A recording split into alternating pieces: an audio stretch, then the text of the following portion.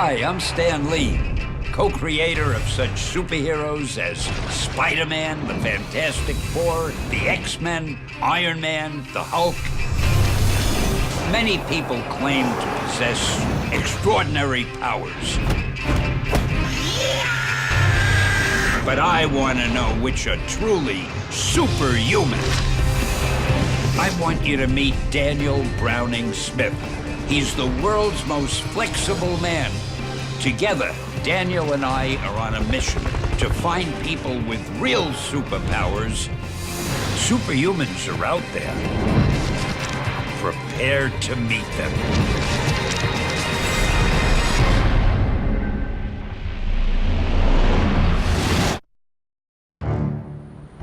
On this leg of our quest, I'm sending Daniel to meet 4 people who have claimed there's a difference in their physiology that makes them superhuman.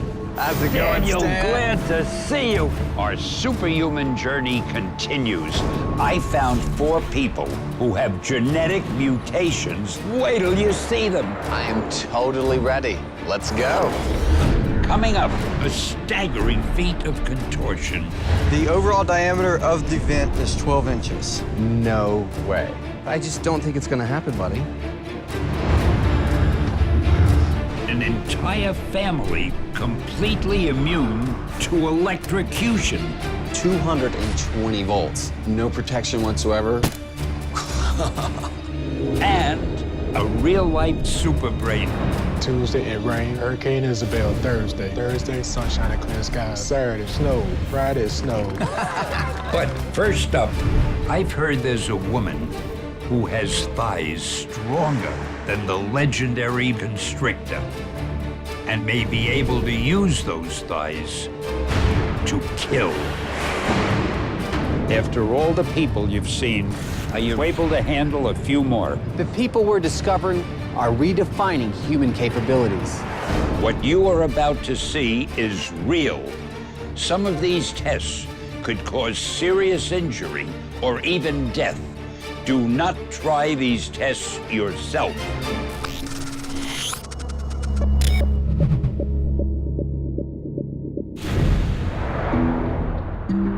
On previous missions, I've witnessed people perform many different mind-blowing feats of strength.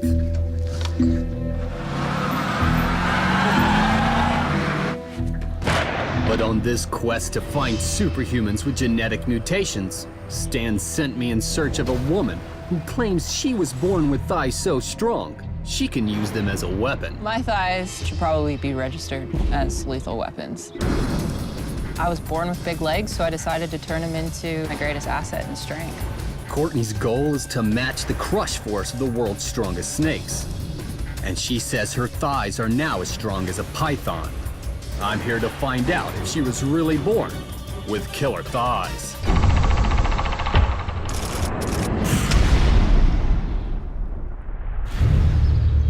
I've tracked Courtney down here in Shreveport, where she's going to demonstrate just how much crush force her thighs can produce. So how did it all start? I was born this way. I guess you could say I'm a genetic freak. Born with the strength. Well, I gotta see something. Is there something you can show me? Got a bucket of melons here. Worked out that these beauties can smash watermelons. Watermelon rind can withstand the same weight as an average human chest. And I previously tested one to breaking point. It took over 350 pounds before collapsing. But Courtney says she can crush one with just her thighs. Are you ready? I'm ready. You ready? Let's see it.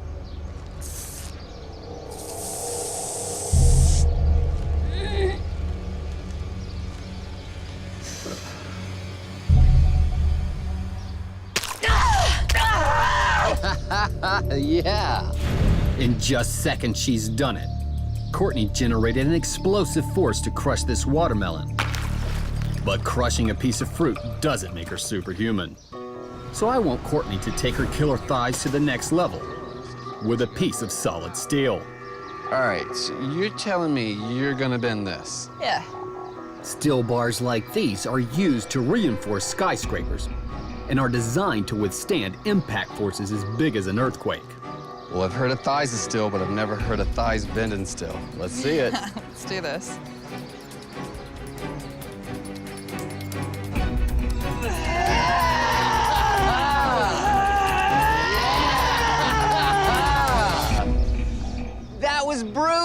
look at this! You want to play horseshoes? Oh man, that was impressive!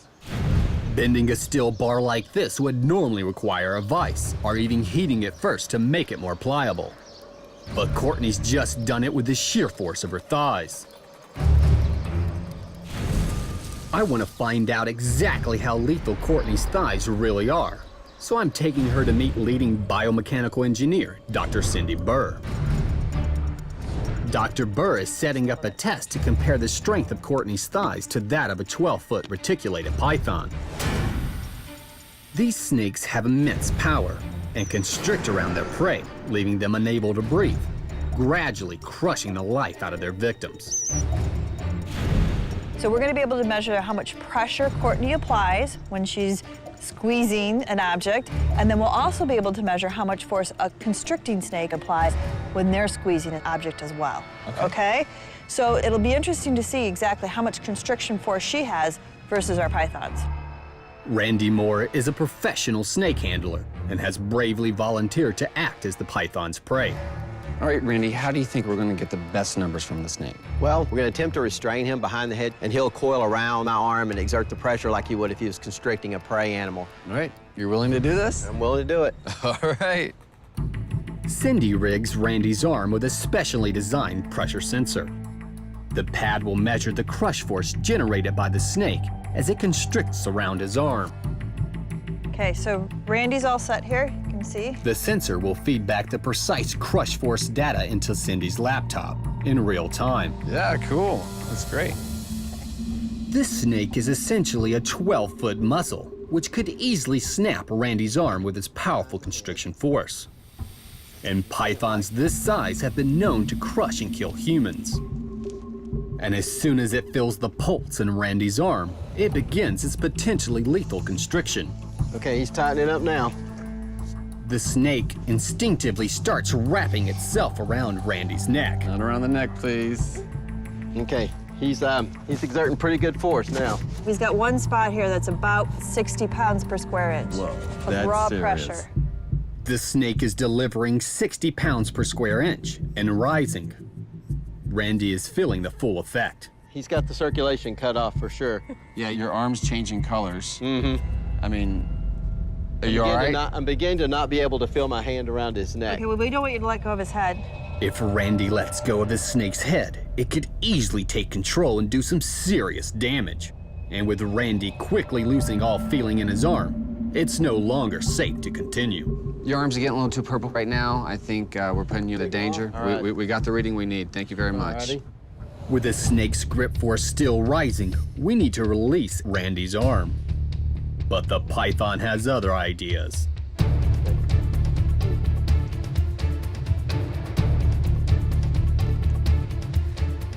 And it doesn't seem to want to let go of its prey. He thinks I'm dinner. Oh my gosh, it's so strong. That's true. Yeah. Finally, the python releases Randy's arm from its unrelenting grip. All right. Ah, we did it, buddy. So it's time to find out if Courtney can outperform one of the most powerful constrictor snakes on the planet. We're recording whenever you're ready. Okay. Okay. Courtney's going for it, channeling all of her power into her thighs. All over the place.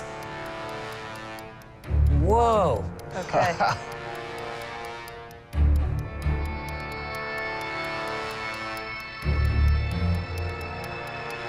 Wow. Okay. But was it enough to beat the snake? Come check this out. So what we have here is we have the snake on this side and you're on this side, okay? So definitely a lot more force. And if we start to look at the graphs, so you're green and the snake is red. Although the snake was able to sustain its lethal grip for longer, Courtney more than doubled the python's peak force, using just the strength of her thighs. Whoa. In your face. But Courtney wants to prove her genetically superpowered thighs are more deadly than a python. Coming up, Courtney Olson's planning a feat on a whole new level.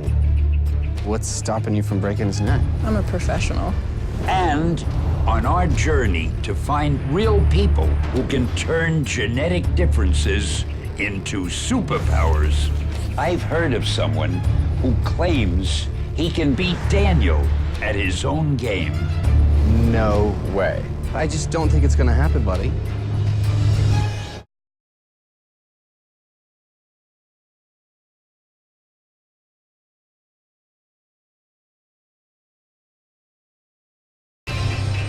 On our journey to find people with a mutation that makes them superhuman, Daniel has already witnessed Courtney Olson's jaw-dropping feat of super strength. And right now, she's preparing for a shocking demonstration of lethal crush force. Meanwhile, we've heard from a man who claims to possess feats of bending that can beat Daniel at his own game.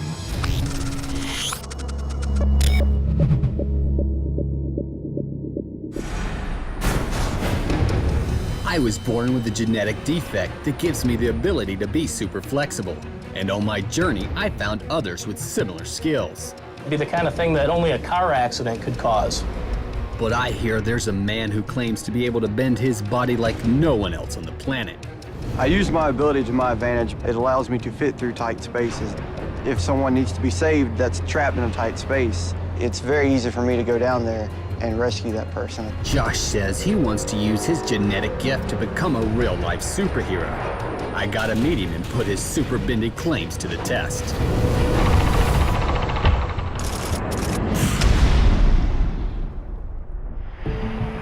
I'm meeting Josh at this car-crushing yard in Las Vegas, where he's gonna demonstrate the skills he wants to use to become a real-life comic book hero. So what kind of stuff can you do? Push them together.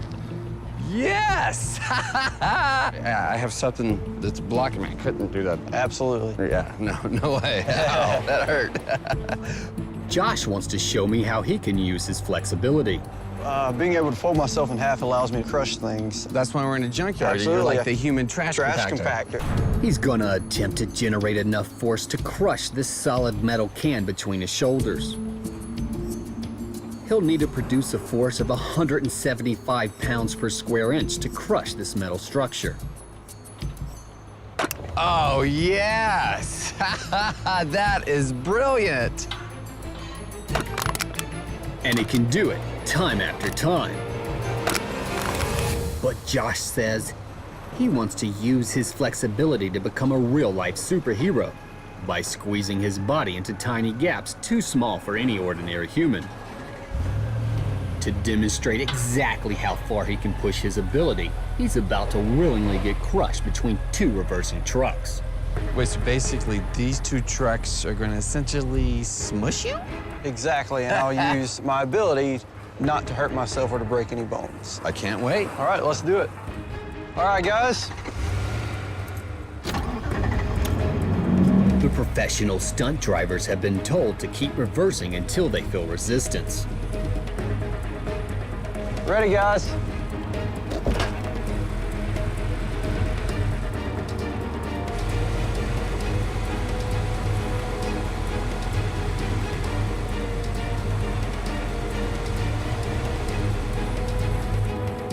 Remember, these are professional stunt drivers. Do not try this at home. Being crushed like this would normally break bones. But it seems as if Josh's folding body is withstanding the impact. Oh, yeah, buddy. I have never seen the human body do this before. Unbelievable. Does it hurt? No, I feel no pain whatsoever. This is normal for me. Josh's ability is clearly not normal, so I want to take his flexibility to the next level to see if he really could be a real-life super rescuer. We're heading to a rooftop in Las Vegas, where I've set up a challenge that will push his bendy body to the absolute max. He's gonna attempt to crawl through a 50-foot section of a casino's air ventilation system, just 12 inches in diameter, with 3 tight bends and temperatures approaching 100 degrees. I've called in leading specialist in orthopedics, Dr. Dirk Dobert, to witness this feat of flexibility. In a sense, you're kind of on my turf. I'm a contortionist, I'm an expert in this, and there's no way you can pull this off. You have to believe. Yeah, I understand believing. You can believe all day. You're either going to do it or you're not. But it's just so complicated because the way you have to condense your body to pull this bend off, I just don't think it's going to happen, buddy. I seriously doubt Josh can do this, but he's totally up for the challenge.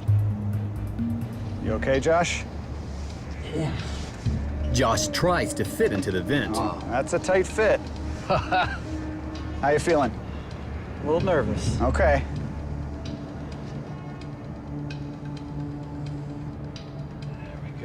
Yeah, that's what you need to do. But once he's folded his body in half, Josh slides right in. I cannot believe his entire body is in this little tiny pipe. I don't know, you know, he's got a long way to go, Daniel. He's got bends in this tube, and it's hot. The temperature on the roof is approaching 100 degrees Fahrenheit. And inside the tube, Josh is facing an insane heat of 170 degrees. So how long does it take for a heat stroke to come into effect? You know, Daniel, on a day like today, it's probably 100 degrees up here on this roof now. Maybe 20 minutes in a small space like this. Wow. Josh is coming up to his first turn, but he seems to manage it. It wasn't that bad. I'm a little worried about this one coming up. It looks a little tighter from where I am. You know, he made it through that tight turn. He's kind of like a hamster in a habit trail in there. Josh is only a third of the way through his superhuman challenge. Ow, I mean, it just even hurts just to touch the pipe. It's so hot. Yeah, you sure you're doing okay temperature-wise, Josh? I'm doing good. It's very hot. I'm really sweating. Josh is already approaching the next 90-degree turn. All right, I can see it coming up. What makes this different than, say, going through a tennis racket or a toilet seat is when you're going through a tennis racket, you only have to pass that little tiny aperture at one portion of your body at a time. Sure. This, his entire body has to condense down to 12-inch diameter. For 50 feet. With Unbelievable. turns. Really Unbelievable. To pass through the tight bend, Josh has to manipulate his entire body. But there seems to be a problem. Guys, I think I may be stuck. What, did you just say you were stuck? Perhaps Josh's flexibility isn't so comic book after all.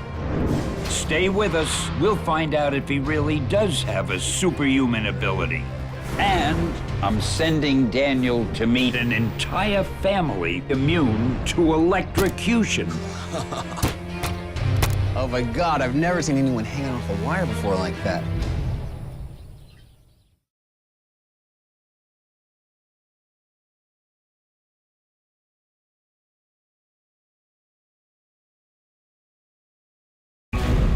On my search for people who have turned genetic mutations into superpowers, I'm in Las Vegas, where Josh Carter is attempting to prove he has the flexibility of a real-life comic book hero by forcing his entire body through this 12-inch wide air duct. Guys, I think I may be stuck. What, did you just say you were stuck? Yeah, I can't get around this turn. I'm working on it, but I can't move. Can you back out, Josh? Could you go backwards? No, I don't think so. I don't have enough momentum in my arms. Well, what do? We don't even have a plan to get him out. Daniel, I mean, he said he could do this, but this is a pretty rigid duct. It's not very forgiving for his body as he's trying to make that corner. Josh has been stuck in a scorching hot duct for almost 2 minutes now, but he's refused help to get free.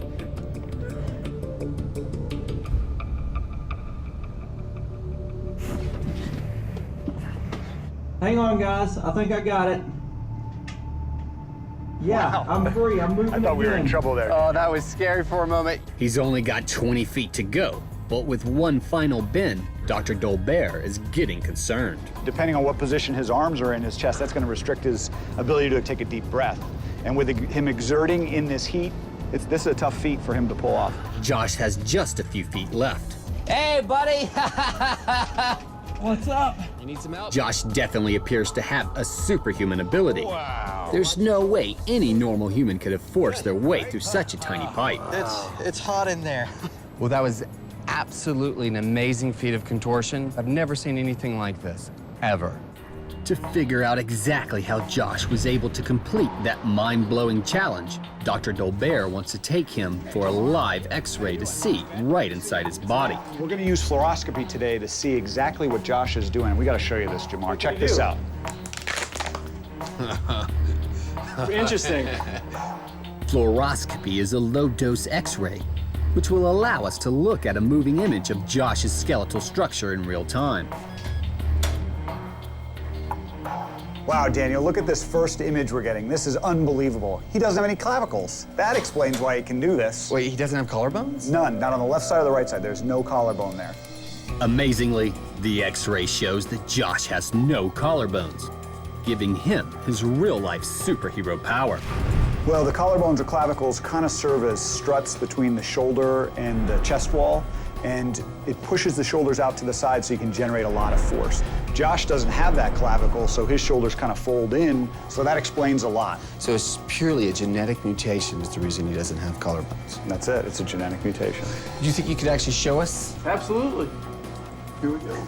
Wow, look at that, Daniel. So as he brings his shoulders together, his scapulars are moving all the way around his rib cage and meeting in the front. Look at that. Whoa! Ha yes! Yeah, that's unbelievable. All right, I'm absolutely ecstatic that I have found a genetic mutant. You were born with a genetic gift, and that, my friend, is awesome. Thank you very much. Thanks to a unique genetic mutation, Joshua has the ability to perform a staggering feat of contortion, which really rewrites the limits of the human body. Next up on my mission to find genetic mutations, I've heard claims that an entire family in Vietnam may possess a genetic mutation which makes them entirely immune to electrocution. What you are about to see is real. Some of these tests could cause serious injury or even death. Do not try these tests yourself.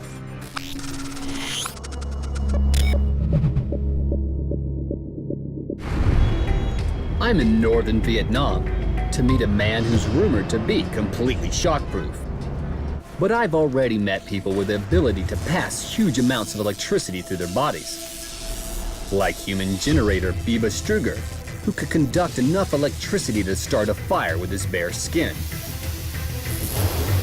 And Karat Mohan, a real-life human high-voltage transformer. This is totally unreal. A normal person, this would kill them. Just time! But this time, I'm meeting Tang Wong, a man rumored to be completely shockproof. People say not only is this man resistant to high voltages of electricity, but so are other members of his family as well. I can take 220 volts right through my body, which would kill other people. I am absolutely shockproof, 100%. I've got to put his claim to the test and find out if it's possible he could have passed his shockproof ability on to his son. Am I about to meet my first ever superhuman family? Let's find out.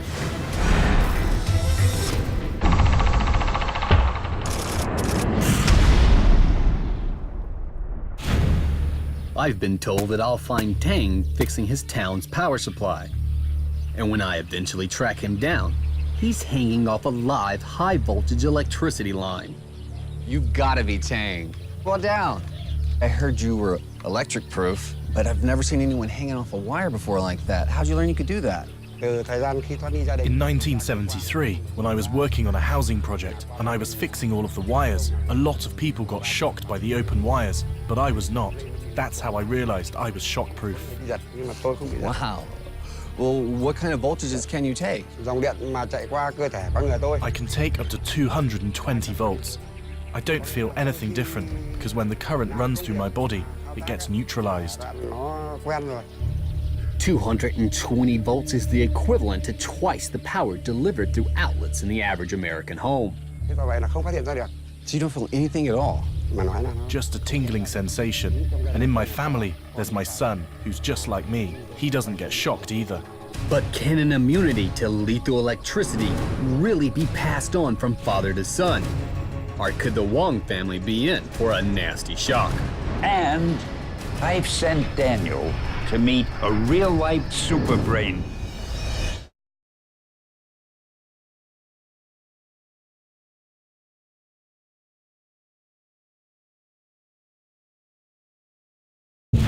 I'm in Vietnam with Tang Wong, an electric-proof electrician who claims his son also possesses his shock-proof powers. Tang has taken me to meet Min, who is keen to show me his inherited ability. The electrical system in his house isn't grounded and there are no circuit breakers. Min's chances of electrocution are massive. I can't believe he's sticking wires straight into the socket. And he wants to prove that it's live. All right, so it's live. Min takes a bulb connected to some electrical wires. No protection whatsoever. I mean, I would use a pair of pliers if I was twisting wires together like that. Now we know the circuit works. There's an insane 30 amps of electricity running from this socket. That's enough to stop a person's heart instantly. Tang wants to prove that he and his son can form the world's first father and son electric circuit. Gotta make sure this isn't a trick, so I brought my own light bulb. They'll pass 30 amps between them to light up this 220-volt bulb. What the Wongs are about to do is truly life-threatening. Do not ever try this at home. The massive current will start as soon as they complete the circuit by holding hands.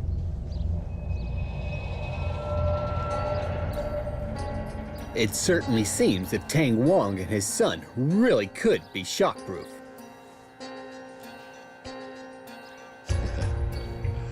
Okay, the current's definitely flowing through both of you. 220 volts. That's pretty impressive. But I gotta find out what's really going on to give this family their amazing shockproof powers. So I'm taking them to meet leading burns and trauma specialist, Dr. Gerald Demarest. He wants to get to the bottom of this family's ability by taking a closer look at the father, Tang. Well, the ability to pass electricity, high voltage electricity through your body and not have an electric shock is certainly something that I've not ever witnessed before. And two people in a family, extremely unusual. Dr. Demarest thinks that in order to withstand such massive currents, Tang's body must be channeling the current around his skin, keeping it away from his heart. So first, Dr. Demarest wants to test the resistance in Tang's body. I performed the exact same test on Cohen Mohan. An average person has a resistance of around 200,000 ohms. But Cohen Mohan registered an insane 1.3 million. How will Tang compare? All right, so he's already at 2 million. That's 3 million. 3.3 million. So his resistance is 20 times more than the average person. It keeps going up. Look at this. It just keeps getting higher and higher. Now it's at 4 million. This is just baffling. Just like Mohan, Tang's body has amazing resistance to electrical currents that would kill anyone else. But now the doctor wants to monitor Tang's heart to see if it has any response to the current in the wires. Any fluctuations in heart rate will show that the current is passing through his body. All right, it's live for sure. Just 20 milliamps passing over his heart should cause cardiac arrest. But this live wire is delivering up to 800. All right. That's amazing. Whoa, did you see that? That's nuts. It's huge. It's off the chart. The data shows current is passing right through his heart, maxing out the EKG. But somehow his heart keeps beating. This is insane. Do you think he's really shockproof? I've never seen this before. This is just unbelievable. It seems that Mr. Wong and his son may possess a genetic difference that gives them an immunity to electrocution. Yet another example of real-life superhumans living among us. Next up, I want Daniel to meet a man who claims he got his power after he was hit on the head. Let's put that super brain to the test.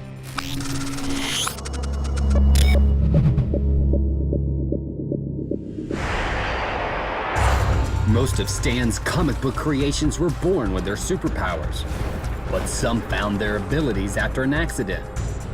The man I'm about to meet claims to have gained an extraordinary power after being struck on the head by a baseball at the age of 10.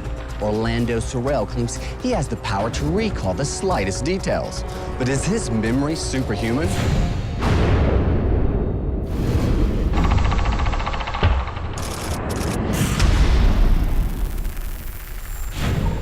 On many of my superhuman investigations, I've already met people who have brains that are capable of unbelievable mental feats, like Scott Flansburgh, the human calculator. The non-zero base is 32. 32. The number is 67. 99, 166, 233, 300, 367, 434, 501, 568, 6535, 702, 769. Correct. But this time, Stan sent me to a baseball field in downtown Miami to meet Orlando Sorrell. He says he has the ability to remember the day of the week and the weather on any given date since his injury in 1979. That's over 12,000 days of data, apparently somehow stored in his brain. I gotta see if this is a genuine superhuman ability or if Orlando's using some kind of clever calculation. For you, buddy. So how do you remember the days of the week? I'm not remembering, but what part of my brain is doing this, I don't know. But it just, somebody would give me a date, February 24th, 1988. And until it was on Wednesday, there was snow flurries. So do you think that when the baseball hit you in the head, it rewired your brain? It's a possibility maybe the baseball could have probably did something just because, I mean, for somebody who could pull up a date and pull up the answer so quick, it's impossible. Orlando's talent sounds almost unbelievable. So how will his ability hold up when faced with his biggest challenge yet? July 19th, 2004. Sunshine and clear skies.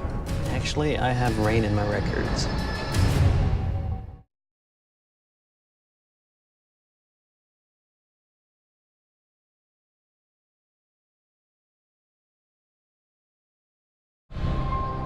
On our journey to find people with a mutation that makes them superhuman, we've already met a man who seems to have that power.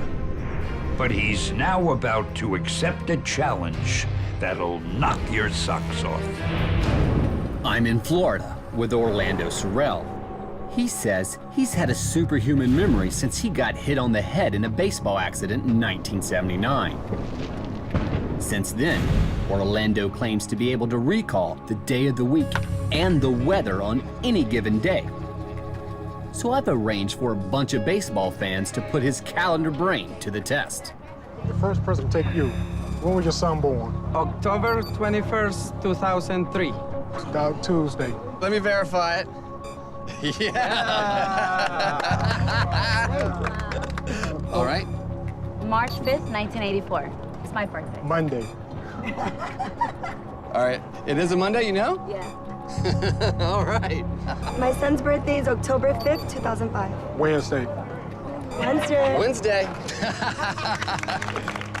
Orlando's getting every date right, and he's doing it unbelievably fast. Who's next? January 12, 1999. June 8th, 2005. August 23rd, 2005.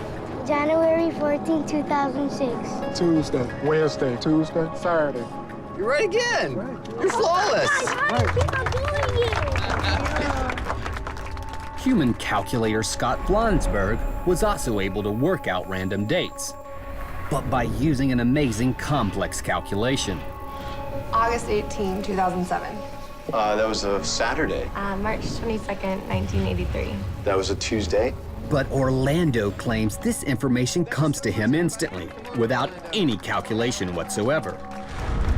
Is his brain unique? And could this ability really have arisen from a baseball injury? I've brought Orlando to meet leading neuropsychologist Dr. Robert Cohen and his team at the University of Miami. Hi, Dr. Daniel, Cohen. how are you? Nice to see you. Orlando thinks it's possible that he gained this ability through an accident. Is that even possible at all? So you would think that by injuring the brain with a baseball or blunt trauma through a head injury, that you would actually have worse memory. The interesting issue is how is it that you have a better memory or ability following trauma? That's medically not possible. From first glance, you think this is a calculation. That's what I think it is. I think he's using some combination of memory and calculation ability, but whatever it is, it's fast. The doctor seems skeptical that Orlando's superbrain is down to his injury and think, like Scott Flansburgh, that he's using some kind of calculation technique instead. To find out exactly what's going on, They'll closely monitor his brain function while asking him questions relating to events before and after 1979.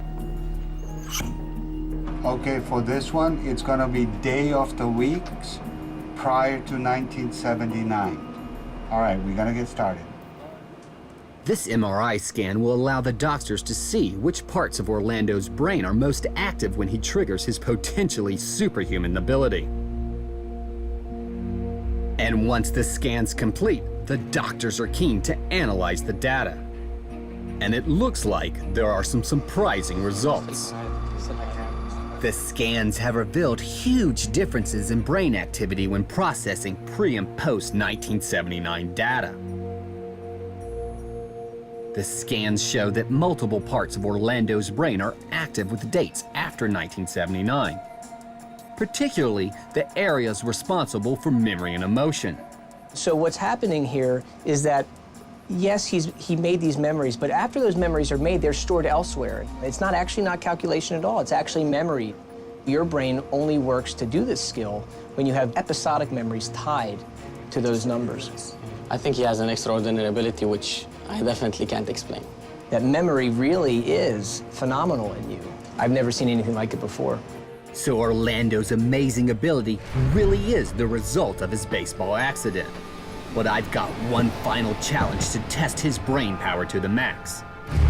Orlando has already demonstrated that he's a walking, talking calendar, but his claims to be able to recall precise weather information is much harder to verify and seems impossible.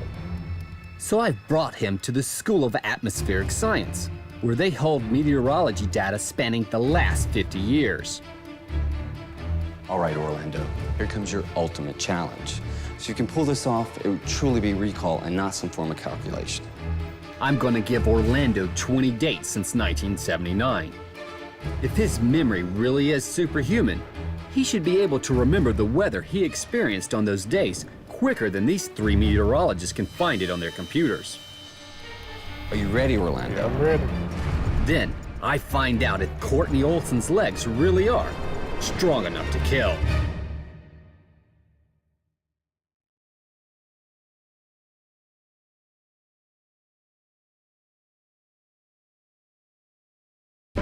I'm at the University of Miami's School of Atmospheric Science to see if Orlando Sorrell's super brain really does hold 12,000 days of historical weather data. Are you ready, Orlando? Yeah, I'm ready. I want to know the weather was like in Virginia on December the 26th, 2004. Sunday, there was a snowstorm. The records show that there was a snowstorm. July the 20th, 1999. Tuesday, sunshine and clear skies. Warm temperatures. Yes, you were right. I think it's incredible. I can't keep up with you on a computer. I can't type fast enough.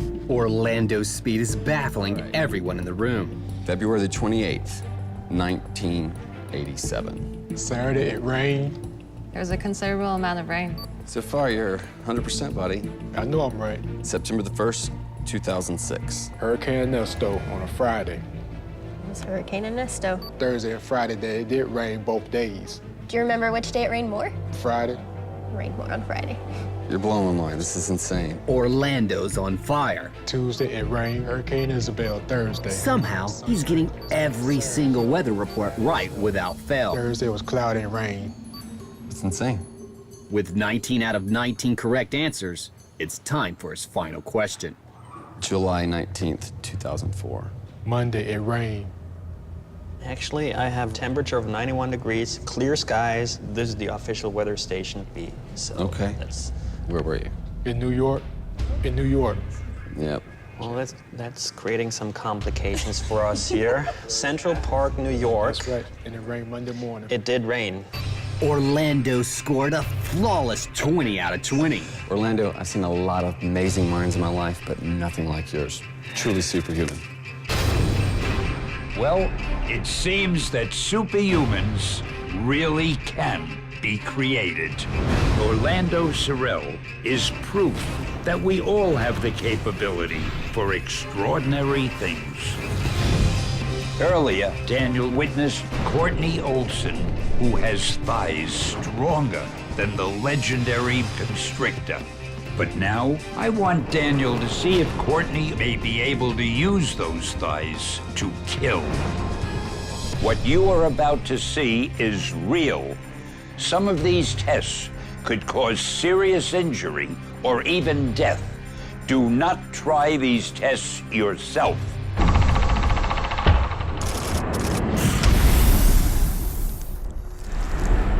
Earlier, I witnessed Courtney's thighs generate more than double the peak force of one of the world's strongest snakes. These snakes have killed dozens of humans and can crush and suffocate their prey in minutes. But Courtney wants to beat the python at its own game by using her thighs to knock out this professional wrestler in less than 60 seconds. Dr. Cindy Burr will be overseeing this potentially lethal challenge with a paramedic. We're going to start monitoring Aaron's heart rate, his breathing rate, because his brain is going to receive less blood flow during the event. So essentially, it's not lack of oxygen, it's lack of blood flow that's going to knock him out? Exactly. Courtney wants to mimic the snake's constricting technique by blocking the arteries leading to his brain. Okay, let's bring the paramedic in. What Courtney is about to attempt is so dangerous, Aaron's vitals will have to be closely monitored. Should we get him wired up? The paramedic rigs Aaron with EKG sensors to make sure his heart rate doesn't drop to a dangerously low level. He's also fitted with a pulse oximeter to measure his blood oxygen levels. All right, whenever you're ready, Courtney. If Courtney applies too much pressure, she could easily crush Aaron's windpipe with fatal consequences. The human brain can only survive without oxygen for around 5 minutes before irreversible brain damage sets in. But if Courtney has turned her thighs into a snake-like weapon, she should be able to knock him out in less than a minute. 3, 2, 1, go! As Courtney starts squeezing, Aaron's vitals immediately drop. Wow. All right, we're at 43 beats per minute. Her thighs have now completely cut off Aaron's blood supply, and his brain is starting to shut down.